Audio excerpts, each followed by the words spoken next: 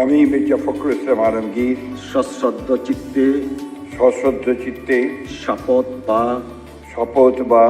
দৃঢ়ভাবে ঘোষণা করিতেছি যে আমি আইন অনুযায়ী বাংলাদেশের রাষ্ট্রপতি পদের কর্তব্য বিশ্বস্ততার সহিত পালন করিব। আমি বাংলাদেশের প্রতি অকৃত্রিম বিশ্বাস ও আনুগত্য পোষণ করিব। আমি সংবিধানের রক্ষণ সমর্থন ও নিরাপত্তা বিধান করিব এবং আমি ভীতি বা অনুগ্রহ অনুরাগ বা বিরাগের বশবর্তী না হইয়া সকলের প্রতি আইন অনুযায়ী যথাবিহিত আচরণ করিব। ধন্যবাদ।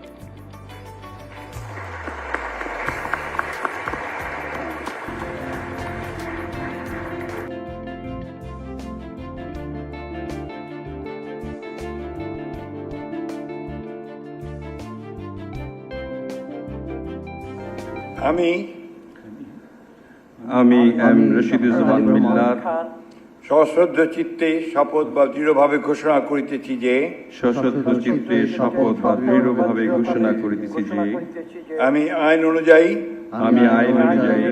সরকারের মন্ত্রী পদের কর্তব্য বিশ্বস্ততার সহিত পালন করিব। আমি বাংলাদেশের প্রতি অকৃত্রিম বিশ্বাস ও আনুগত্য পোষণ করিব। আমি সংবিধানের রক্ষণ সমর্থন ও নিরাপত্তা বিধান করিব। এবং আমি ভীতি বা অনুগ্রহ অনুরাগ বা বিরাগের বশবর্তী না হইয়া সকলের প্রতি আইন অনুযায়ী যথাবিহিত আচরণ করিব। এবার নবযুক্ত মাননীয় মন্ত্রীগণকে গোপনতা শপথ পাঠ পরিচালনা করার জন্য মহামান্য রাষ্ট্রপতিকে বিনীত অনুরোধ জানাচ্ছি। আমি সশ্রদ্ধ চিত্তে শপথ বা দৃঢ়ভাবে ঘোষণা করিতেছি সরকারের মন্ত্রী রূপে যে সকল বিষয় আমার বিবেচনার জন্য আনিত হইবে বা যে সকল বিষয় আমি অবগত হইব তাহা মন্ত্রী রূপে যথাযথভাবে আমার কর্তব্য পালনের প্রয়োজন ব্যতীত প্রত্যক্ষ বা পরোক্ষভাবে কোনো ব্যক্তিকে জ্ঞাপন করিব না বা কোনো ব্যক্তির নিকট প্রকাশ করিব না।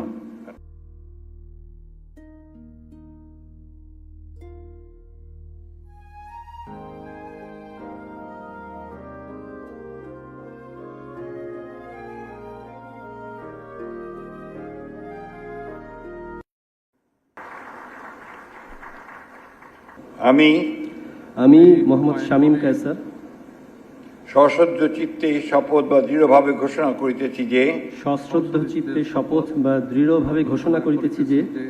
আমি আইন অনুযায়ী সরকারের প্রতিমন্ত্রী পদের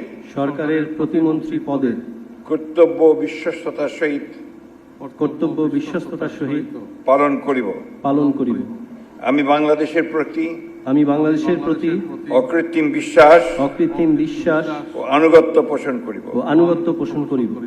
আমি সংবিধানের রক্ষণ সমর্থন ও নিরাপত্তা বিধান করিব